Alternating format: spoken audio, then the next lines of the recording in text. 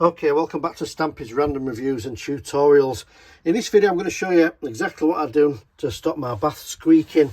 It's been driving me mad for ages, so I've had to cut out an access panel which is actually in a cupboard here. My bath's at the other side of this wall. So using this Ryobi multi-tool, I've cut out an access panel. And it's been fantastic for that. I'll show you that in a minute. So I've had to cut the plasterboard out and I've had to cut out the wood behind it. Obviously I've measured all this when I've had the bath panel off, and I couldn't get to the other side because of the bath panel to get under here. So initially I thought it was because this foot was moving on the floorboards. I've had loads of movement in the floorboards along the landing which I fixed, so I thought it was the foot. So I've retightened that against the floorboard and it didn't stop the problem. The other thing I was going to try was actually shimming under the wall, putting a shim under the wall. Sometimes when you get these stud walls against floorboard here, you can get a creak as well. But what I actually found when I got someone to stand in the bath is that under here you've got, above that metal part there, you've got a piece of wood that goes against another piece of wood like a plank on the bottom of the bath. Sorry if I sound out of breath, I'm laid half sideways on my back.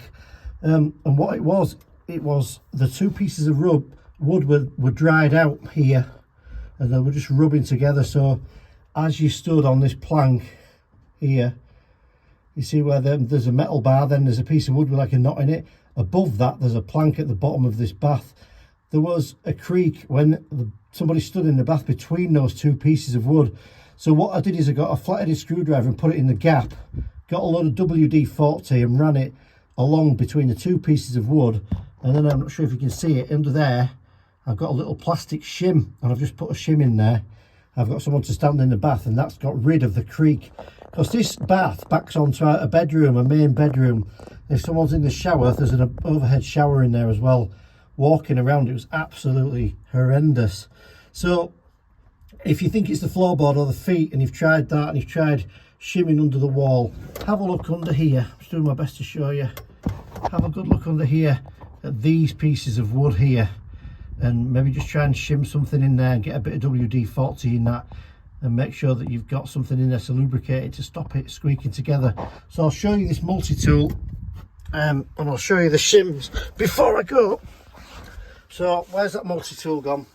So the multi-tool I've got for this job was just one of these. I've just bought this yesterday, particularly for this job and others, and at cutting out these sections it was absolutely fantastic.